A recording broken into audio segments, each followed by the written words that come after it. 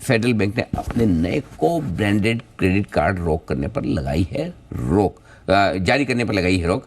Bank ने ऐसा क्यों किया और इसका क्या असर होगा, जरा समझते हैं। वरुण बताने को तैयार है, वरुण बताइए। तो अनिल जी, फेडरल बैंक और साउथ इंडियन बैंक दोनों ही ने बेसिकली अपने जो को ब्रांडेड क्रेडिट कार्ड्स है, नए क्रेडिट कार्ड लॉन्च करने से अभी यहाँ पे रोक लगा दी है।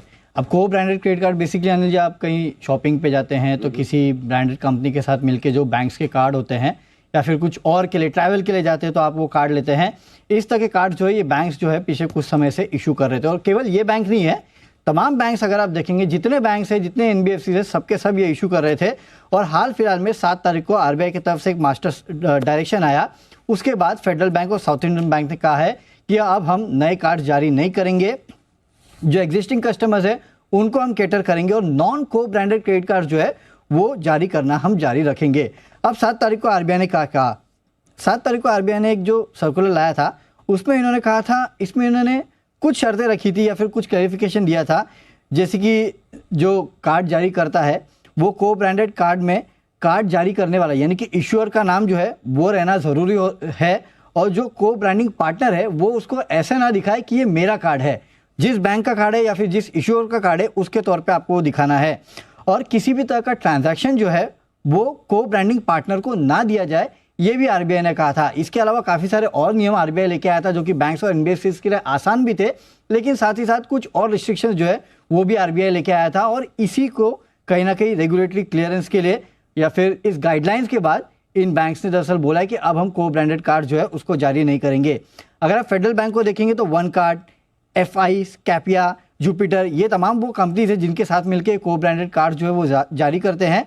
और पहले 9 महीने FY24 के अगर आप देखेंगे तो जो कुल क्रेडिट कार्ड इन्होंने जारी किए थे उसमें से 77% जो है वो को ब्रांडेड क्रेडिट कार्ड थे। इनकी जो फी इनकम है इसके वजह से बढ़ भी रही थी, और इनके कुल फी इनकम में 28% के आसपास जो है वो इन क्रेडिट कार्ड से आता है। इनफैक्ट काफ़ी लोग इसको लिंक लगा रहे हैं कि वो जो वन कार्ड है जिसके साथ फेडरल बैंक का टाइप है उसी के साथ साउथ इंडियन बैंक का टाइप भी है, और साउथ इंडियन बैंक ने वहाँ पे अपने जो नए कार्ड इश्यू करना है वो भी यहाँ पे रोका है। हालांकि पता नहीं और किस किस के साथ इनका टाइप है, लेकिन हाँ लोग ऐसा कह रहे हैं। हालांकि काफ़ी सारे और कंपनी जिनके साथ इनके ब्रांडेड कार्ड्स है। इनके अलावा HDFC, एक्सिस, ICICI तमाम बैंक जो है वो भी कार्ड जारी करते हैं। RBL बैंक भी जारी करता है। RBL बैंक के कुल नए क्रेडिट कार्ड जो जारी हुए थे पिछले साल उसमें 80% को ब्रांडेड थे।